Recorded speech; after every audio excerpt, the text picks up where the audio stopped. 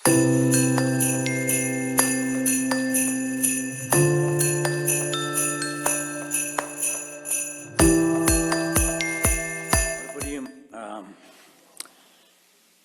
தடவை ஆண்டவருடைய செய்தியை கொடுக்க ஒரு வாய்ப்பை கொடுத்துருக்கிறீங்க. அதுவும் தேவனுடைய நாளில் நாம் கூடி வந்திருக்கிறோம். அடிக்கடி அந்த சபைக்கு என்னால் வர முடியல. எத்தனையோ தடவை பாஸ்டர் மனோகர் என்னை கேட்ட பொழுதும் இங்கே இருக்கிற 2 ஆங்கில சபைகள் என்னை அழைப்பதனால என்னால் இங்கே வர முடியல.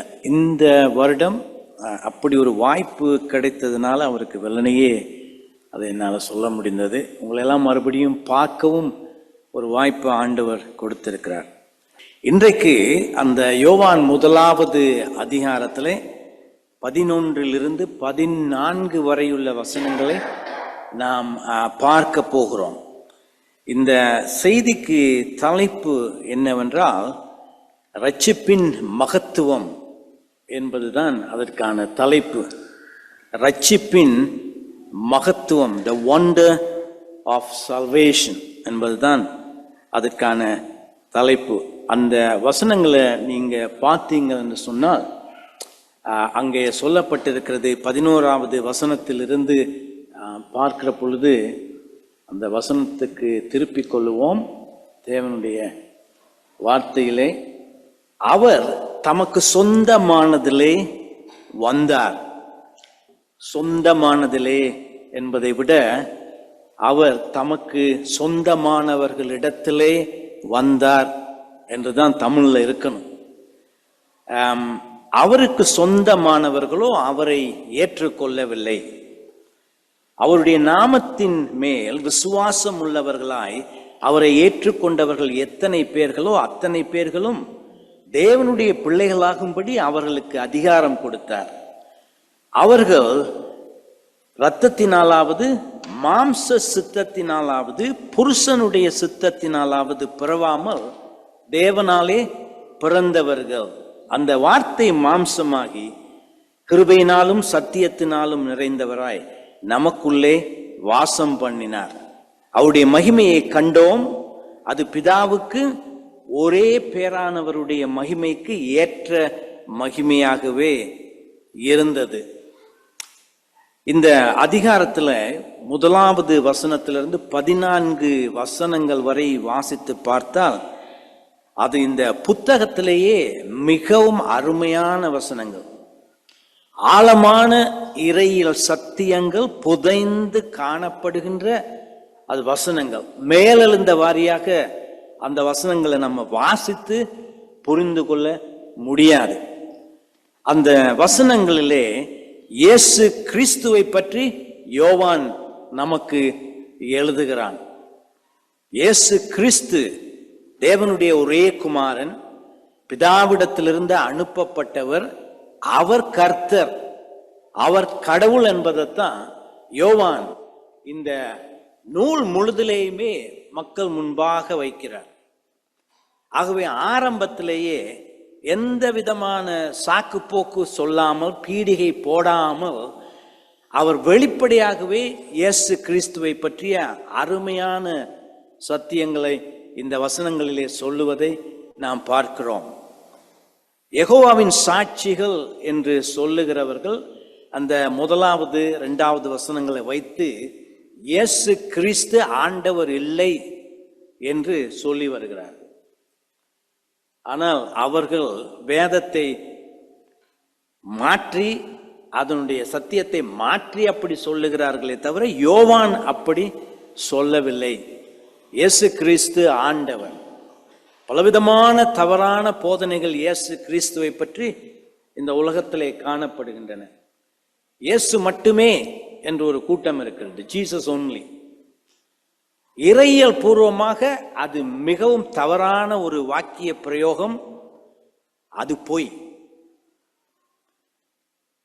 சில பேர் இயேசுவின் நாமத்தினால் மட்டுமே நாம் ஞானஸ்நானம் கொடுக்க வேண்டும், திருத்துவ தேவனின் பெயரில் ஞானஸ்நானம் கொடுக்க கூடாது என்று சொல்லுகிற ஒரு கூட்டமும் இருக்கிறது. அதுவும் முழு தவறு.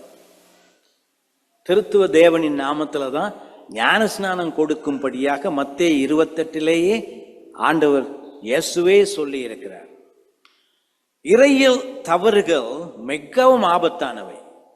அதுவும் இயேசு கிறிஸ்துவை பற்றி ஒரு சிறிதாவது வேதத்தை நாம மாற்றி அமைத்து அந்த கருத்துக்களை கொண்டிருந்தால் நம்முடைய விசுவாசமே தவறானதாக போய்விடும். ஆகவே இயேசு கிறிஸ்து ஆண்டவர், அவர் கர்த்தர் என்பதை நம்ம மனதில் வைத்திருக்க வேண்டியது மிகவும் அவசியம். எத்தனையோ பிரசங்கங்கள் நீங்க கேட்பீங்க. இன்னைக்கு சபையில மட்டுமல்ல, இன்டர்நெட் மூலமாக, இன்னும் எத்தனையோ விதத்துல யூடியூப் மூலமாக எல்லாம் கேட்பீங்க. ஆனா காதை கவனத்தோட பயன்படுத்தி கேளுங்க. சத்தியத்துக்கு மாறானதவைகளை கேட்டால் நம்முடைய இருதயம் பாதிக்கப்படும். ஆண்டவரை பற்றிய தவறான எண்ணங்களை நாம் கொண்டிருக்க வேண்டிய ஒரு பெரிய ஆபத்து ஏற்படும். அது உங்களுக்கு உதவியாக இருக்காது. இயேசு ஆண்டவர். இயேசு ஆண்டவரை போன்றவர் அல்ல, இயேசு ஆண்டவர், அவர் கர்த்தர். சபை வரலாற்றுல முதல் 3 நூற்றாண்டுகளுக்கு உள்ளேயே மிகப்பெரிய ஆபத்துக்கள் எழுந்தன, போலி போதனைகள் உருவாகின. அத்தனை போலி போதனைகளுமே இயேசுவுக்கு எதிரானவை. அதனால்தான் சபை வரலாற்றில் சபைகள் கூடி எத்தனையோ விசுவாச அறிக்கைகளை எழுதி வைத்ததற்கு காரணம் சத்தியம் பாதுகாக்கப்பட வேண்டும் என்பதற்காக.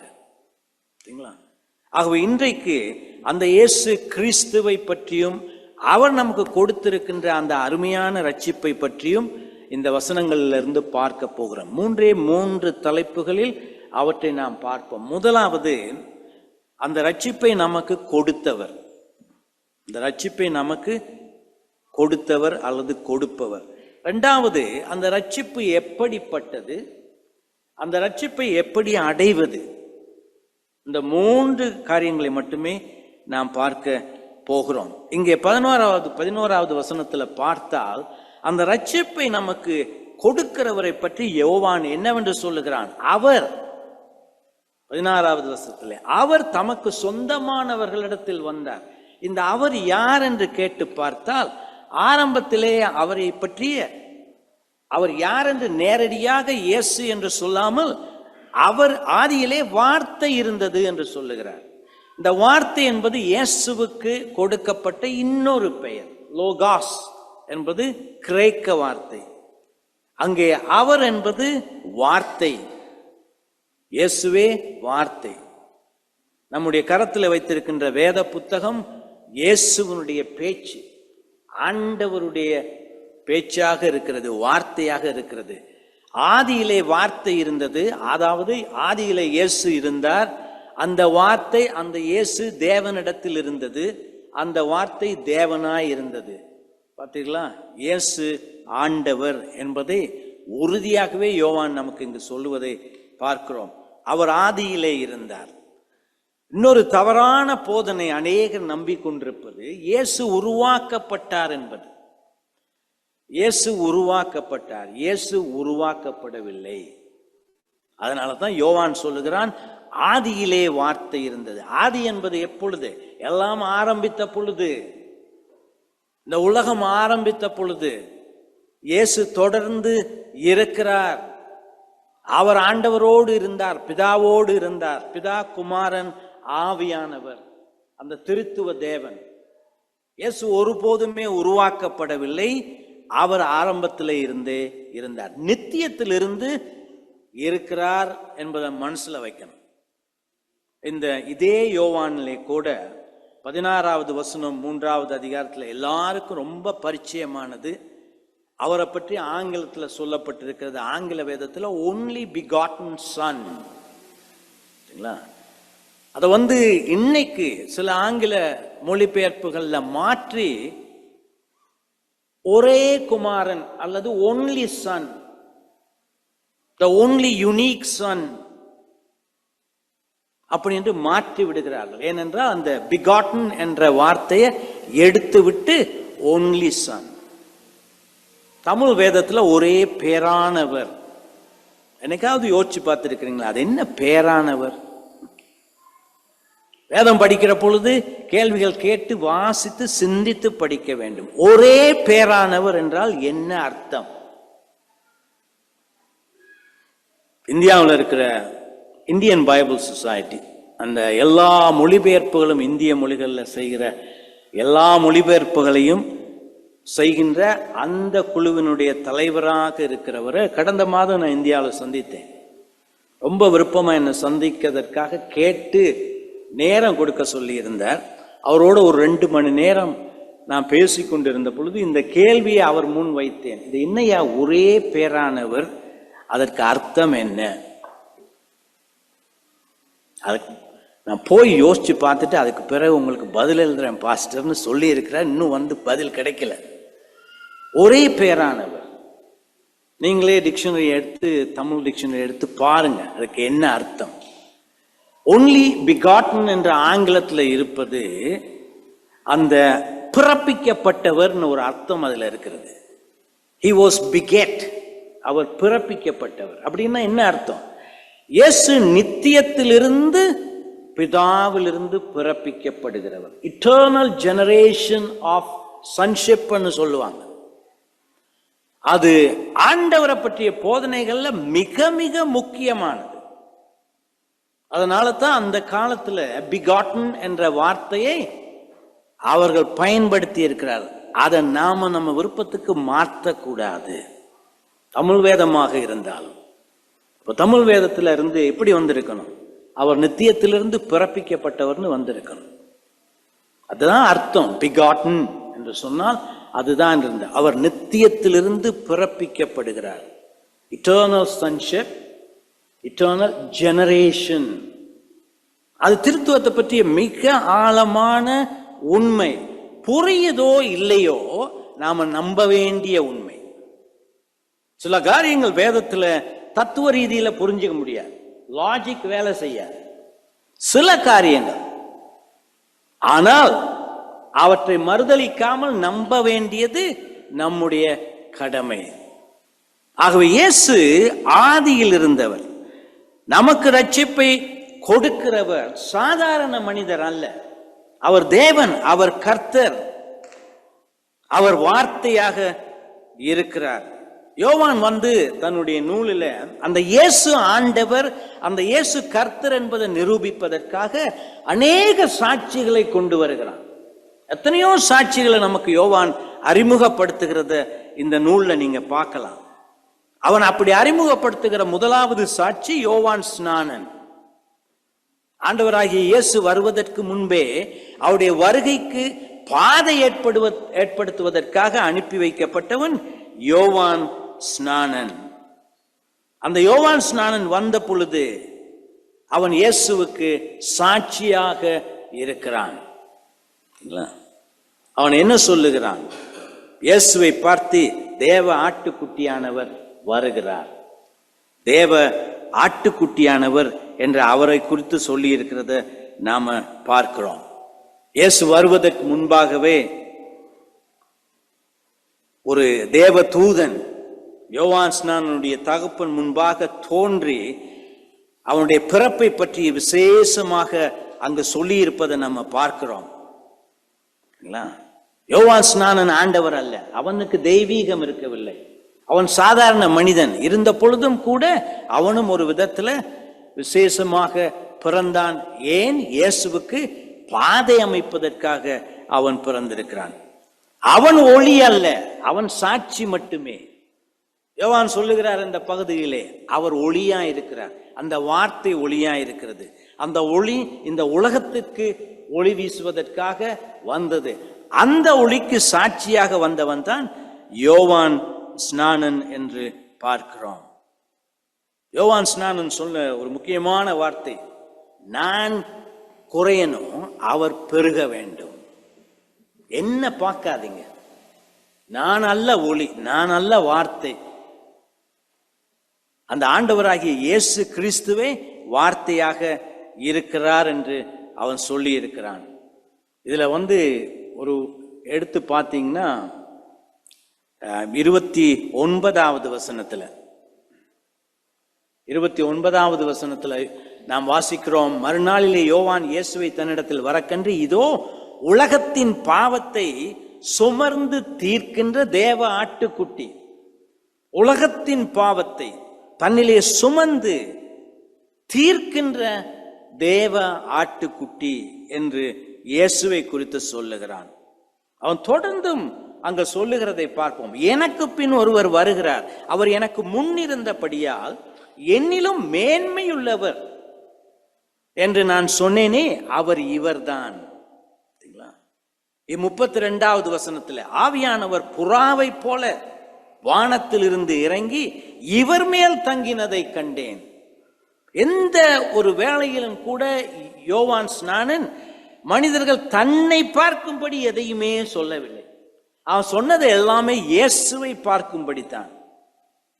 நானும் இவரை அறியாதிருந்தேன், ஆனாலும் ஜலத்தினால் ஞானஸ்நானம் கொடுக்கும்படி என்னை அனுப்பினவர் ஆவியானவர் இறங்கி யார் மேல் தங்குவதை நீர் காண்பாயோ அவரே பரிசுத்த ஆவியினாலே ஞானஸ்நானம் கொடுக்கிறவர் என்று எனக்கு சொல்லி இருந்தார்.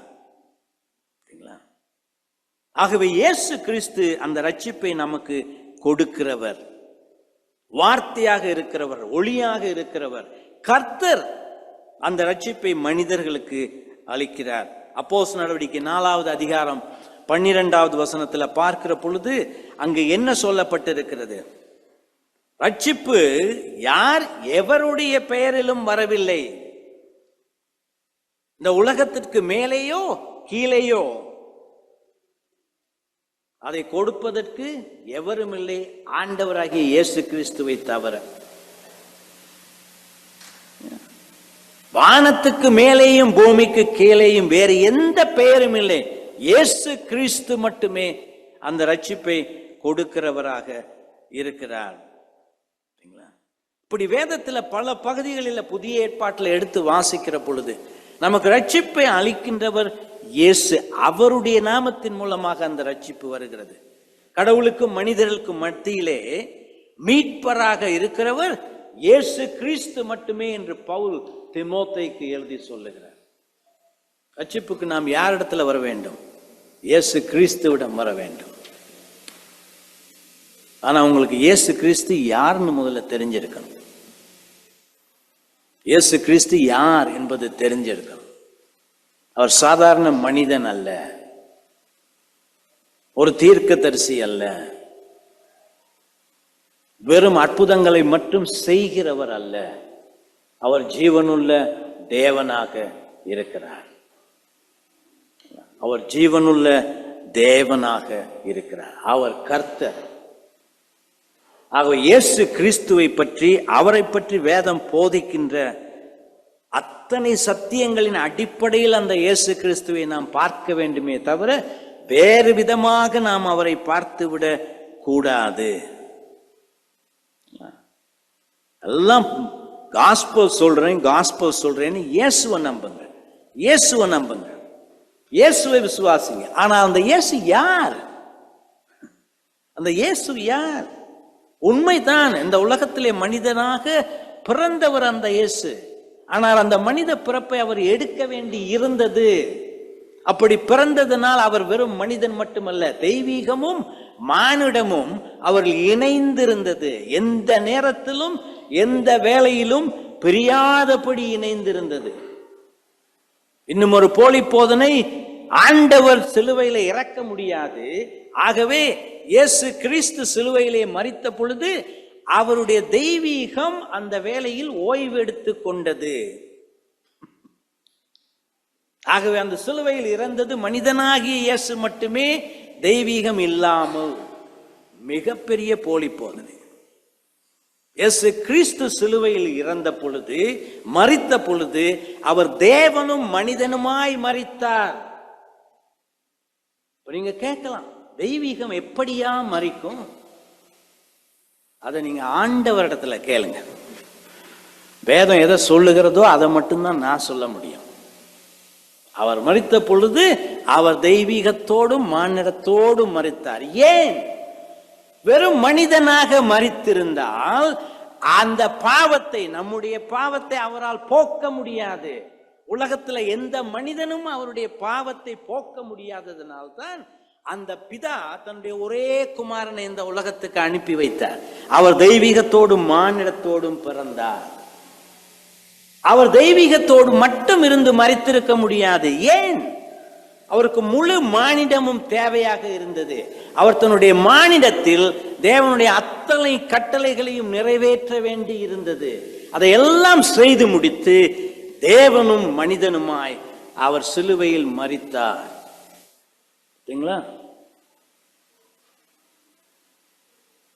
புரிஞ்சுக்க, கஷ்டப்பட்டு புரிந்து கொள்ள வேண்டும், நம்ப வேண்டும். உலகத்திலேயோ எந்த ஒரு மனிதனோ எந்த ஒரு சக்தியோ செய்ய முடியாத ஒரு மாபெரும் அற்புதத்தை ஆண்டவர் தன்னுடைய ஒரே குமாரனை இந்த உலகத்துக்கு அனுப்பி வைத்து அவரை சிலுவையில் மரிக்கும்படியாக செய்து நம்முடைய பாவங்களுக்கு நிவாரணத்தை ஏற்படுத்தினார். தேவனும் மனிதனும் ஆகிய இயேசு கிறிஸ்து.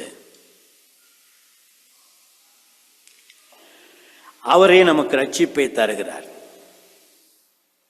அவரே கடவுளுக்கும் மனிதனுக்கும் இடையில் மீட்பராக இருந்து நமக்காக மரித்தவர் அந்த இயேசு. இரண்டாவது, அந்த ரட்சிப்பு, அந்த கிறிஸ்து நமக்கு கொடுக்கின்ற அந்த ரட்சிப்பை பற்றி இங்கே யோவான் என்ன சொல்லுகிறான் என்று பாருங்க.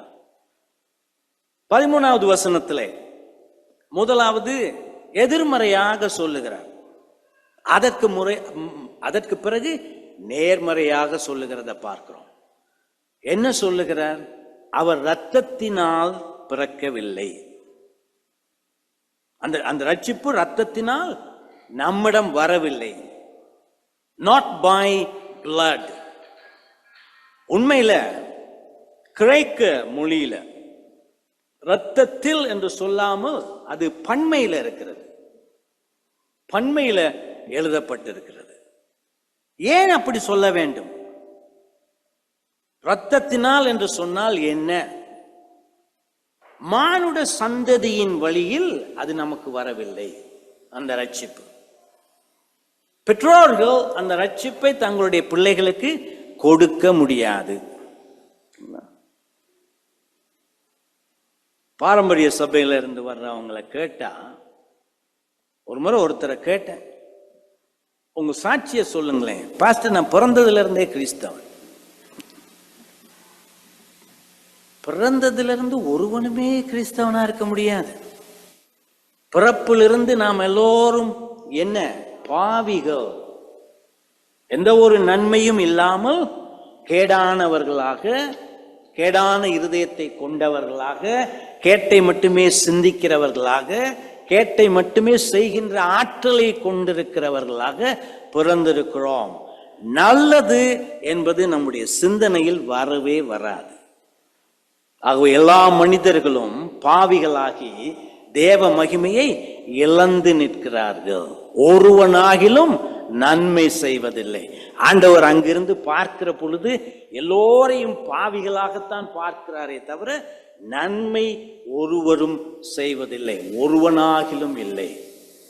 அப்படி யாராவது இருந்தா ஆண்டவர் வந்திருக்கவே மாட்டார்.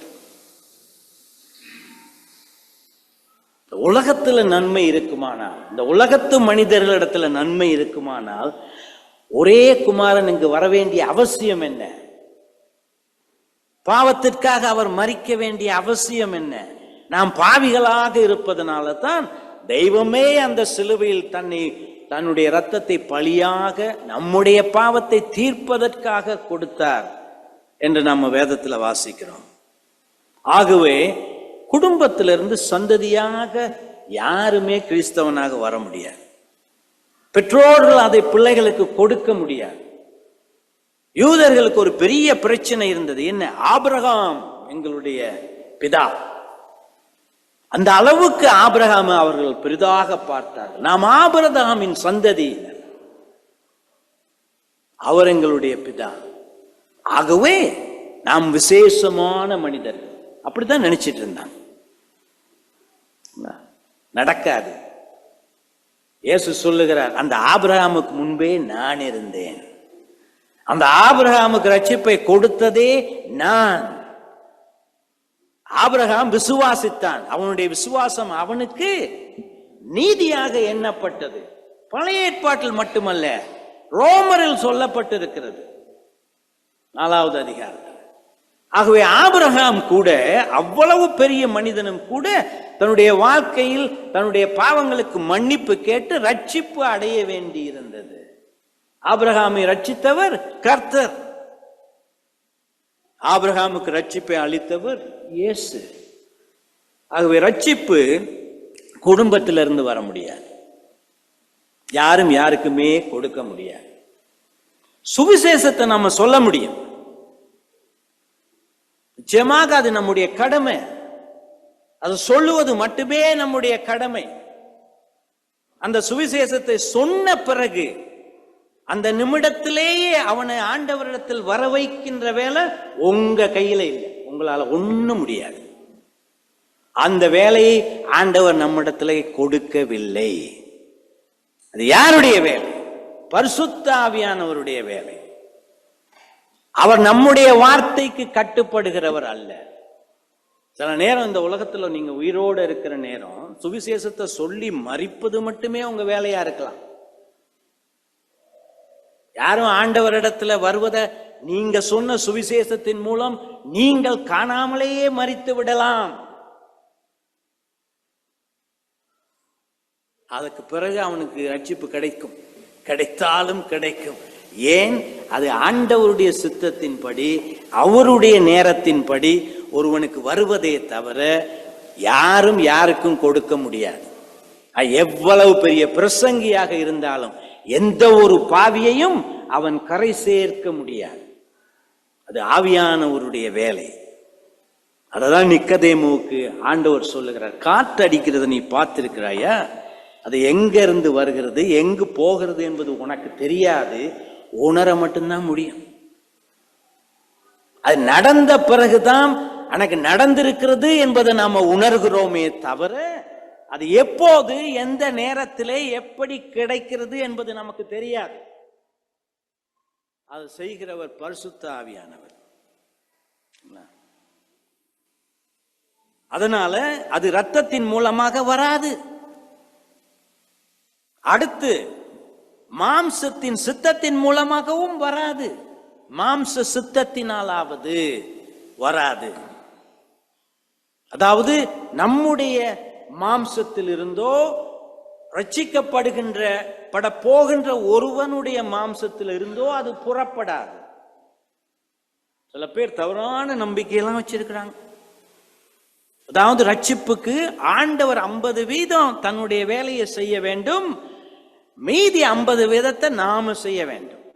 ஆகவே நான் ஆண்டவரோட கோஆபரேட் பண்ணாட்டி, இணைந்து வேலை செய்யாவிட்டால் ரட்சிப்பு கிடைக்காது. இந்த புத்திமானுக்கு நான் என்ன பதில் சொல்றது? அந்த மாதிரி ரட்சிப்பை நாம அடைய முடியும் என்றால் அது சாதாரணமானது, அடையவே முடியாது. ஏன்? நாம் பிறப்பிலேயே பாவிகளாக பிறந்திருக்கிறோம். பாவி அந்த ரட்சிப்புக்கு எதையும் செய்யக்கூடிய எந்த விதமான தகுதியையும் கொண்டிருக்கவில்லை. நாம் பிச்சைக்காரர்கள் போல, ரட்சிப்பு ஆண்டவர் நமக்கு போடுகிற பிச்சை. எந்தவித நன்மையும் நம்மிடத்தில் இல்லாமல் இருக்க பொழுது நாம் எப்படி ரட்சிப்புக்காக எதை செய்ய முடியும்? அதை அடைவது மட்டும்தான் நம்முடைய வேலை. அதனால்தான் பவுல் எபேசியர் 2வது அதிகாரம் 8 - 10 வரையும் உள்ள வசனங்கள் என்ன சொல்லி இருக்கிறார்? நாம் சிருஷ்டிக்கப்பட்டிருக்கிறோம், புதிய சிருஷ்டியாக இருக்கிறோம். நாமே நம்மை சிருஷ்டித்துக் கொள்வதில்லை, ஆண்டவர் நம்மை புதிய சிருஷ்டியாக மாற்றுகிறார். இன்னொரு இடத்துல சொல்லப்பட்டிருக்கிற ரோமர் 5வது அதிகாரத்திலே நாம் பாவிகளாய் இருக்கும் பொழுது இயேசு நமக்காக மரித்தார். அப்படி என்றால் என்ன? நாம் பாவிகளாக பாவ நிலையில் இருந்த பொழுது, பாவத்தை தவிர வேறு சிந்தனையை நாம் கொண்டிராமல் இருந்த பொழுது, பாவத்தை எப்படி செய்யலாம் என்ற சிந்தனையை தொடர்ந்து கொண்டிருந்த பொழுது ஆண்டவர் நமக்காக மரித்தார். நாம் நல்லவனாக மாற வேண்டும் என்ற சிந்தனை கொண்டிருந்த பொழுது அல்ல, தொடர்ந்து பாவத்திலேயே மூழ்கி கொண்டிருந்த வேளையிலே அவர் நமக்காக மரித்தார். எவ்வளவு மோசமானவர்கள் தெரியுமா நாம? அதனால தான் நம்முடைய ரட்சிப்புக்கு நாம் எந்த விதத்திலும் நம்முடைய முதுக தட்டி கொள்ள முடியாது. உங்களையே நீங்க பாராட்டிக்க முடியாது, முடியவே முடியாது. அது ஆண்டவருடைய கிருபையினால் கிடைத்தது, விசுவாசத்தின் மூலமாக கிடைத்தது. நாம் தான் விசுவாசிக்கிறோம். இருந்த பொழுதும் கூட அந்த விசுவாசம் இயேசு கிறிஸ்து கர்த்தர் நமக்கு கொடுத்திருக்கின்ற ஈவு. It is a gift of God. நம்முடைய இருதயம் முழுமையாக பரிசுத்த ஆவியினாலே மாற்றப்படுகிற பொழுது, அதற்கு தான் ஒரு பெயர் மறுபிறப்பு.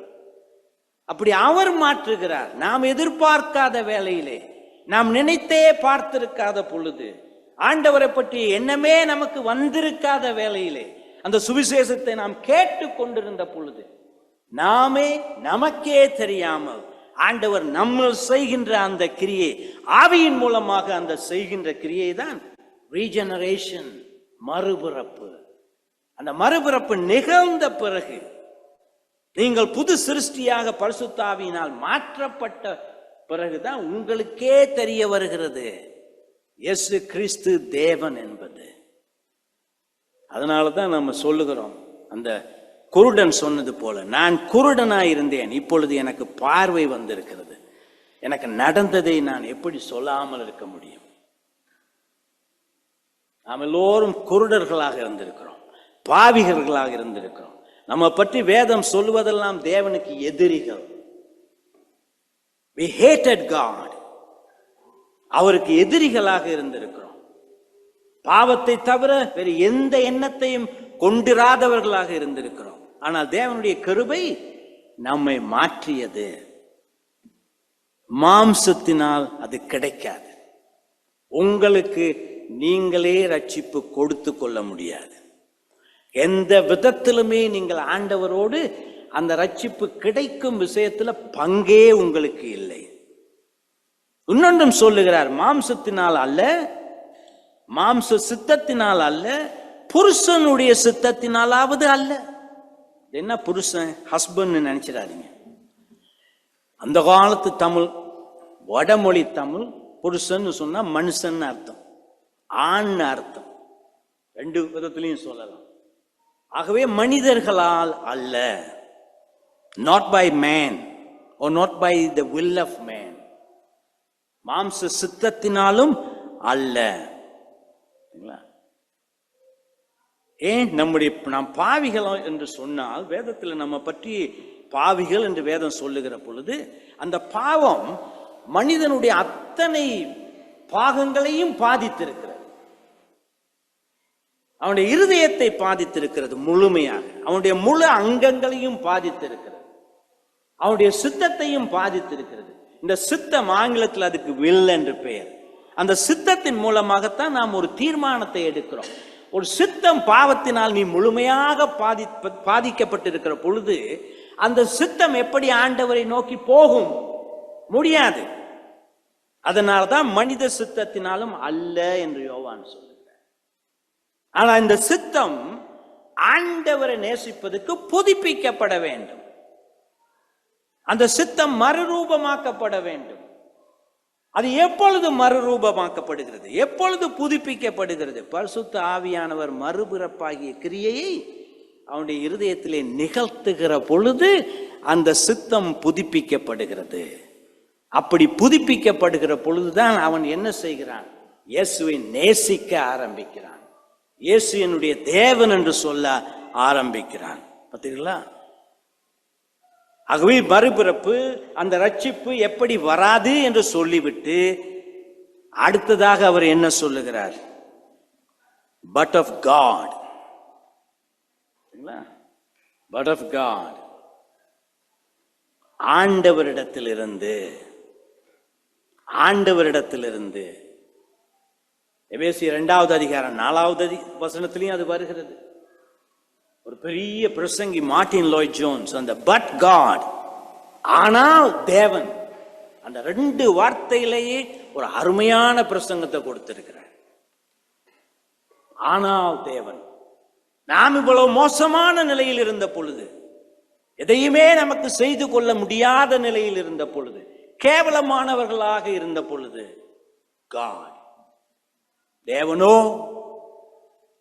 தேவனோ மகா இரக்கமும் கிருபையும் கொண்டிருப்பவராய் நமக்கு அந்த ரட்சிப்பை கொடுத்தார். நிக்கதேமு தன்னுடைய வாழ்க்கை பூராக என்ன நம்பிக்கொண்டிருந்தான்? நியாயப்பிரமாணத்தை நான் ஒவ்வொரு நாளும் கஷ்டப்பட்டு செய்து கொண்டு வந்தால் பரலோகம் போய்விடலாம். அவன் பழைய ஏற்பாட்டை யூதர்களுக்கு போதித்த ஒரு பெரிய போதகன். ஆனால் இயேசுனுடைய போதனைகளை கேட்டு அவனுக்கு பயமே வந்துவிட்டது. அதனாலதான் நடு இரவுல இயேசுவை பார்க்க வருகிறான். ஐயா, நான் ஏதோ தப்பு பண்ணிட்டேன் போல இருக்கு, நீங்க எனக்கு சொல்லிக் கொடுங்க, எப்படி ரட்சிப்பை அடைவது என்பதுதான் அவன் கேட்க வந்த கேள்வி. ஆனால் கேட்பதற்கு முன்பே ஆண்டவர் என்ன சொல்லிவிட்டார்? எல்லா மனிதர்களுடைய இருதயங்களிலும் என்ன இருக்கிற என்று தெரிந்திருந்ததுனாலே, இவன் வரப்போகிறான் என்பது இயேசுவுக்கு தெரிந்திருந்ததுனாலே அவர் என்ன சொன்னார்? நீ மறுபடியும் பிறக்க வேண்டும். அப்படின்னா என்ன அர்த்தம்? நிக்கதேமுவே, நீ பரலோகம் போவதற்கு உன்னால் என்ன செய்ய முடியும் என்று தான் யோசித்திருக்கிறாயே தவிர, அது உனக்கு வெளியில் இருந்து ஒருவர் உன்னில் செய்ய வேண்டியது என்பது தெரியாமல் இருந்திருக்கிறது. ஆனா அந்த போதனை பழைய ஏற்பாட்டில் இருக்கு. ஆனா நிக்கதேமுவுக்கு அது புரியவில்லை. எரேமியாவில் இருக்கிறது, எசேக்கியேல்ல சொல்லப்பட்டிருக்கிறது. அங்க என்ன சொல்லி இருக்கிறார் ஆண்டவர்? ஒரு காலம் வரப்போகிறது, நான் மனிதர்களுடைய கல்லான இருதயத்தை எடுத்து விட்டு மெதுவான இருதயத்தை கொடுக்க போகிறேன். அது என்ன அர்த்தம்? இருதயங்களை நான் மாற்றப் போகின்றேன், நியாயப்பிரமாணத்தை அதில் விதைக்க போகின்றேன். ஆகவே அவர்கள் என்னை நேசித்து என்னுடைய கட்டளைகளை பின்பற்ற போகிறார்கள்.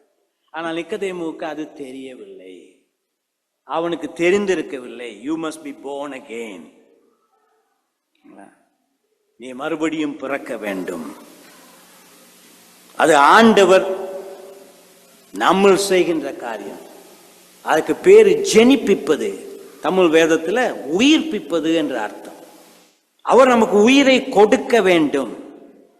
ஆகவே இந்த ரட்சிப்பு மனிதர்கள் மூலமாக வர முடியாது, குடும்பங்களின் வழியில் வர முடியாது, வம்சாவளியில் வர முடியாது, நாமே நம்மில் எதையும் செய்து கொள்ள முடியாது.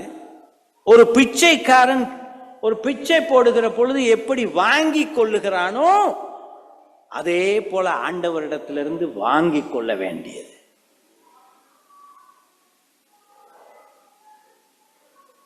யார் தலையிலையும் கையை வச்சு ஜெபம் பண்ணி நாம கொடுக்க முடியாது. அப்படி செய்கிற போதகர்கள் எல்லாம் தவறு செய்கிறார்கள், பாவம் செய்கிறார்கள். நீங்க ஒன்னும் பண்ண முடியாது. என் ஜெபம், நான் சொல்ல போற ஜெபத்தை என்னோட திருப்பி சொல்லுங்க, அது செய்து முடிந்த உடனே பரலோகம் போயிடலாம். முடியவே முடியாது. சொல்றவன் முதல்ல போக போறானான்னு பார்த்துக்கணும். எந்த மனுஷனும் எவனும் செய்ய முடியாது.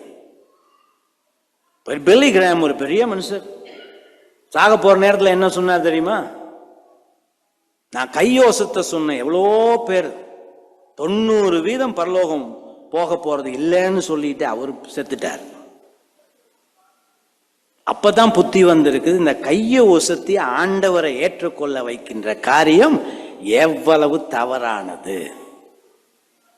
நீங்க எல்லாம் கூட்டத்தில் எங்கேயாவது கையை ஒசத்தி ஆண்டவரை ஏற்றுக்கொண்டிருக்கிறேன்னு நம்பிட்டு இருந்தீங்கன்னா நல்லா யோசிச்சு பாருங்க.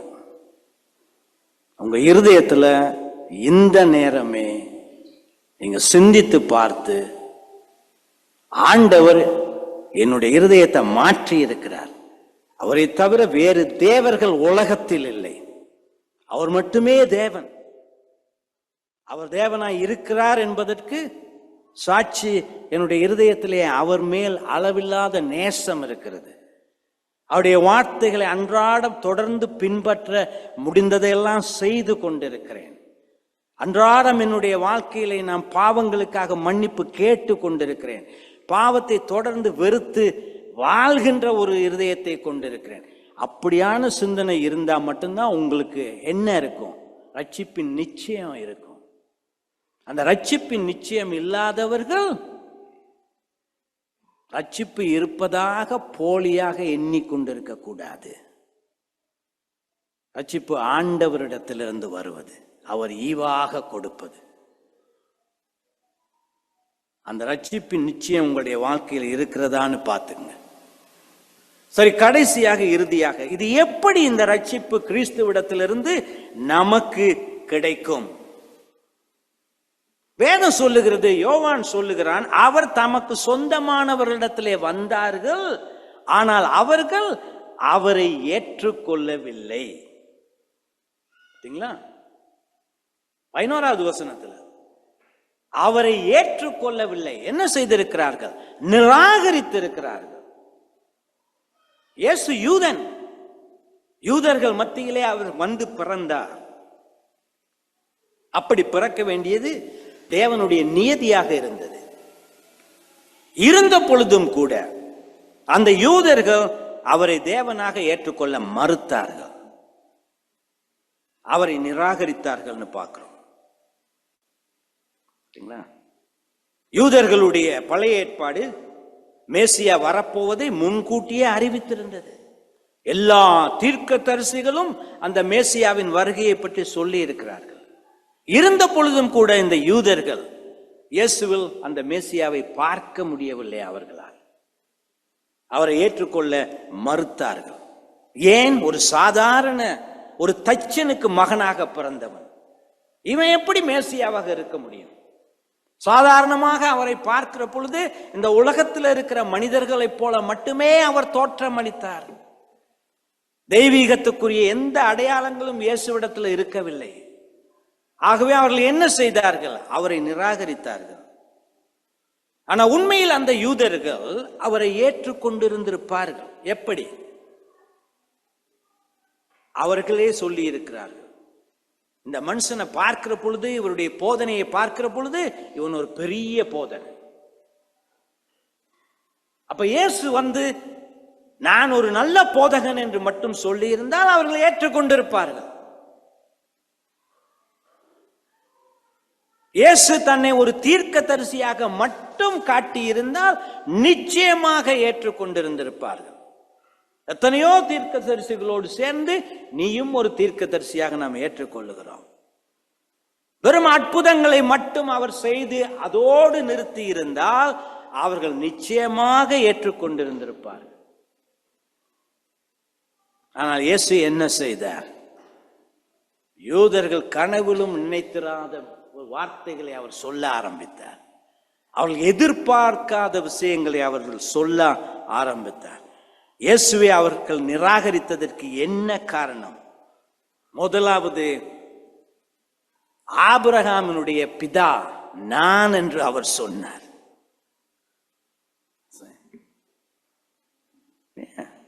ஆபிரகாமுக்கு பிதா நான். யோவான் 8:53 நீங்க வாசிச்சு பார்க்கலாம். நான் ஆபிரகாம, உன்னுடைய பிதா ஆபிரகாமை விட பெரியவர். அவர்களுக்கு கடும் கோபம் வந்தது. 30 வயதுக்குள்ளாக இருக்கிற நீ உன்னை எப்படி எங்களுடைய பிதாவாகிய ஆபிரகாமுக்கு பிதா என்று உன்னால் சொல்ல முடியும்? அதனால் அவர்களுக்கு கோபம் வந்தது. யோவான் 8:56 என்ன சொல்லுகிறார் இயேசு? உன்னுடைய பிதா ஆபிரகாம் என்னுடைய நாளை பார்ப்பதற்கு ஆனந்தப்பட்டான். அந்த ஆபிரகாம் என்னுடைய நாளை பார்த்தான், அவன் சந்தோஷப்பட்டான் என்று இயேசு சொன்னார். யூதர்கள் சும்மா இருப்பார்களா? உடனே கல்லெடுத்தார்கள் அவர் அடித்து கொள்ளுவதற்கு. ஏன்? இயேசு தன்னை வெறும் போதகனாக மட்டும் காட்டிக்கொள்ளவில்லை, அற்புதங்கள் செய்கிறவராக மட்டும் காட்டிக்கொள்ளவில்லை, ஒரு தீர்க்கதரிசியாக மட்டும் காட்டிக்கொள்ளவில்லை. அவர் ஆபிரகாமுக்கு முன்னால் இருந்த தேவனாய் இருந்தார். அதனால அவர்கள் நிராகரித்தார்கள். ஒரு இடத்துல சொல்லி இருக்கிறார், யோவான் 8:58 வசனத்துல, ஆபிரகாமுக்கு முன்பே நான் இருந்தேன். I am. யாத்திராகமத்தில் ஆண்டவர் கர்த்தர் பயன்படுத்திய அதே வார்த்தைகள். யார் கர்த்தர்? He is. I am.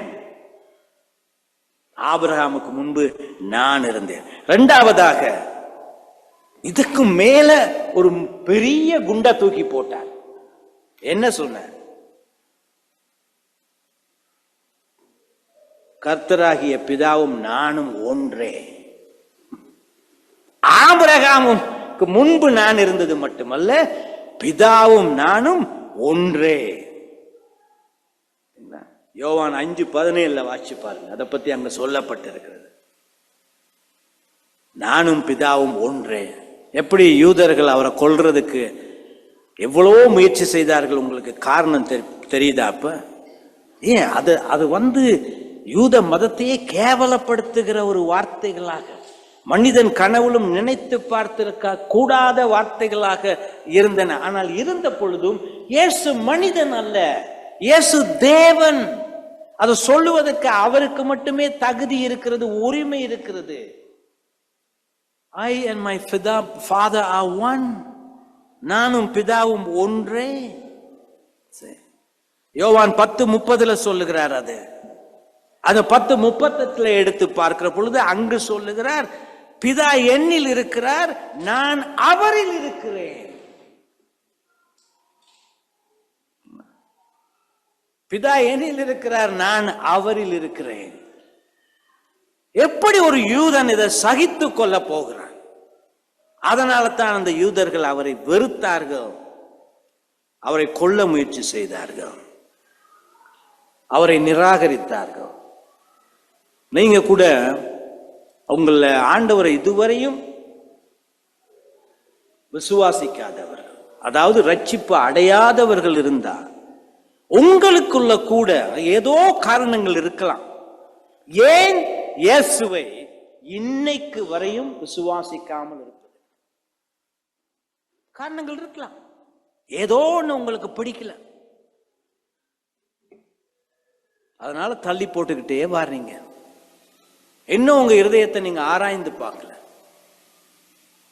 இந்த யூதர்களை போல உங்களை நீங்க பாவிகளா பார்க்காம இருக்கிறது ஒரு பெரிய காரணமா இருக்கு. அப்படியெல்லாம் நான் மோசமானவன் இல்லையே. நான் என்ன பேங்கையா கொள்ள அடிச்சுட்டேன்? யாரையாவது கொலையா பண்ணிட்டேன்? பெரிய பாவி இல்லையே. சின்ன சின்ன பாவங்களை தானே செய்துட்டு வரேன். இதுக்கெல்லாம் ஆண்டவர் என்ன நரகத்துக்கு அனுப்பி வைப்பாரா? அதனால இன்னும் கொஞ்ச நாள் தள்ளி போடலாம். நாளை நம்முடைய கையிலையா இருக்கு. நீங்க எப்படி தள்ளி போட போறீங்க? நாளைக்கு படுக்கையிலிருந்து கண் விழிக்க முடியாம போயிட்டா என்ன ஆகுறது? அதுக்கு பிறகு ரட்சிப்பு கிடைக்க முடியுமா? உங்களை பற்றி நீங்களே கொண்டிருக்கிற தவறான எண்ணங்கள், உங்களை நீங்க பாவிகளா பார்க்க மறுக்கின்ற அந்த இருதயம், அது மோசமானது. ஆண்டவர் சொல்றார், நீதிமான்களுக்காக நான் வரவில்லை. அப்படின்னா என்ன அர்த்தம்? ஒருவனாகிலும் நீதிமான்கள் இல்லை. நீதிமான்கள் இருந்திருந்தா நான் வர வேண்டிய அவசியம் இருந்திருக்காது. ஆனால் எல்லோரும் பாவிகளாக இருக்கிறீர்கள். அப்ப உங்க பாவத்தை நீங்க பார்ப்பதற்கு உங்களுக்கு இருதயம் இடம் கொடுக்காவிட்டால், என்னில் ஒன்றுமே நன்மைகள் இல்லை. ஆண்டவர் பெரியவர், அவர் பரலோகத்தில் இருக்கிறவர், அவர் மகா பெரியவர், மகா பரிசுத்தர், இறையாண்மை உள்ள தேவன். நான் சாதாரண பெரும் பூச்சியை விட கேவலமான ஒரு மனித பிறவி. அவர் கொடுத்தால் மட்டுமே ரட்சிப்பு. என்னில் ஒன்றுமே நல்லது இல்லை, நல்ல சிந்தனைகள் இல்லை. மனைவியை முழு மனதோடு நேசிக்க முடியல, பிள்ளைங்களை முழு மனதோடு நேசிக்க முடியவில்லை. எவ்வளவோ குற்றங்களையும் குறைகளையும் வைத்துக்கொண்டு நாடகம் ஆடிக்கொண்டிருக்கிறேன் இல்லையா? நல்லா தெரியுது. ஆனால் இருந்த பொழுதும் உன்னை பாவியாக பார்க்க உன் மனம் இடம் கொடுக்கவில்லையே. அதுக்காகவே நீங்க கதறணும் தெரியுமா ஆண்டவருக்கு முன்பு. என்னைக்கு உங்களை பாவிகளாக பார்க்கிறீர்களோ, மோசமானவன், கேடானவன், நன்மைகள் எதுவுமே என்னில் இல்லாதவன், ஆண்டவர் ரட்சித்தால் மட்டுமே எனக்கு ஜீவன், ஆண்டவரே என்னுடைய பாவங்களை எல்லாம் பொறுத்து என்னை பாவியாக நீர் பார்க்காம உம்முடைய நீதியின் அடிப்படையில் என்னை பார்த்து எனக்கு அந்த ரட்சிப்பை இவாக கொடும் ஆண்டவரே. நீர் கொடுத்தால் மட்டுமே என்னுடைய பாவங்களுக்கு மன்னிப்பு கிடைக்கும். அப்படி வர்றவங்களுக்கு மட்டும்தான் ரட்சிப்பு கிடைக்கும். நாகமானுக்கு திமிர் இருக்கிற வரையில் அவனுக்கு ரட்சிப்பு கிட்டே வரல. அவனுடைய தொழுநோயும் தீரவே இல்லை. எப்ப அவனுடைய திமிர் அடங்கியதோ, அந்த வேலையாட்கள் அவனோட பேசி, ஐயா நீங்க பெரிய காரியம் எலிசா செய்யணும்னு எதிர்பார்க்குறீங்க, ஆனா அவர் உங்களை அடாவடியா போய் அந்த அழுக்கு தண்ணீர குளிக்க சொல்லிட்டாரு. சரி, அது நமக்கு பிடிக்கல, நமக்கு என்ன வேணும்? தொழுநோய் போகணும், அவ்வளவுதானே. அதுக்காக நீங்க ஏன் அதை செஞ்சிடக்கூடாது? அதுதான் சொன்னாங்க. அப்போ அவனுக்கு புத்தி தெளிந்தது. கிட்டகுமாரனுக்கு புத்தி தெளிந்தது போல, கிட்டகுமாரனுக்கு என்ன, அந்த பன்றிகள் சாப்பிடுகின்ற சாப்பாட்டை சாப்பிடுகிற நிலைக்கு வந்த பிறகுதான் அவனுக்கு புத்தி தெளிந்தது. அதுக்கு என்ன அர்த்தம்? அவன் பாவத்தை உணர ஆரம்பித்தான். தான் எவ்வளவு மோசமான நிலையில் இருக்கிறேன் என்பதை நாகமான் உணர்ந்து எலிசா சொன்னதை செய்ய தீர்மானித்து தன்னுடைய பெரிய மகோன்னதமான நிலையை எல்லாம் மறந்து விட்டு ஒரு சாதாரண ஒரு மனிதனை போல அந்த அழுக்கு நீர்ல 7 தடவை மூழ்கி எழுந்த பொழுது அவனுடைய தொழுநோய் உடனடியாக நீங்கியது. அவனுக்கு ரட்சிப்பு கிடைத்தது. அந்த நிலைக்கு வராத ஒருவருக்குமே ரட்சிப்பு வீடு தேடி வராது. ஆண்டவருக்கு முன்பு உங்களை எப்படி பார்க்கணும்? பாவியா பார்க்கணும். இந்த உலகங்களையெல்லாம் படைத்து ஆளுகின்ற தேவன், அவருக்கு முன்பாக நாம் கேவலமானவர். எந்த தகுதியும் அந்த ரட்சிப்பை அடைவதற்கு எந்த தகுதியும் இல்லாதவர்கள். நீங்க பாவி என்று உணர்கிறீர்களோ, உங்க இருதய கதவை ஆண்டவர் தட்டுவார். அவரே திறந்து வைப்பார். அவரே உள்ளே நுழைவார். ஆகவே என்ன செய்ய போறீங்க? இந்த யூதர்களை போல நீங்க அவரை நிராகரிக்க போறீங்களா? இல்ல நாகமானை போல அந்த தேவன் எனக்கு வேணும், என்னுடைய பாவங்களை என்னால் அகற்றிக் கொள்ள முடியாது, இந்த உலக படிப்பு அந்த பாவங்களை போக்காது, நான் எதை செய்தும் என்னுடைய பாவங்களை என்னால் நீக்கிக் கொள்ள முடியாது, இயேசு மட்டுமே என்னுடைய பாவங்களுக்காக சிலுவையில் தன்னுடைய இரத்தத்தை சிந்தி இருக்கிறார், அதை மட்டுமே பிதா ஏற்றுக்கொண்டார். பாவிகளை நீதிமான்கள் ஆக்கக்கூடிய, அவர்களை பரிசுத்தப்படுத்தக்கூடிய ஒரே திரு ரத்தம் இயேசுவின் ரத்தமாக இருக்கிறது.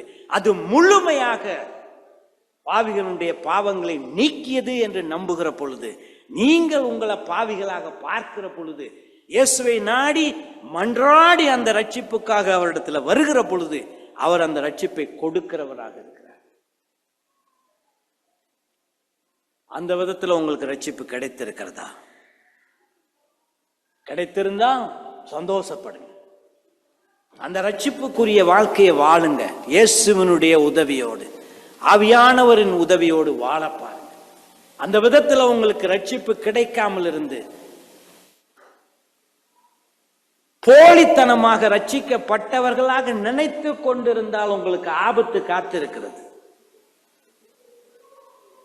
அந்த ரட்சிப்பை உண்மையாக பரிசுத்த ஆவியானவரிடத்திலிருந்து அடையாத வரையும் நாம் ரட்சிக்கப்பட்டவர்கள் அல்ல.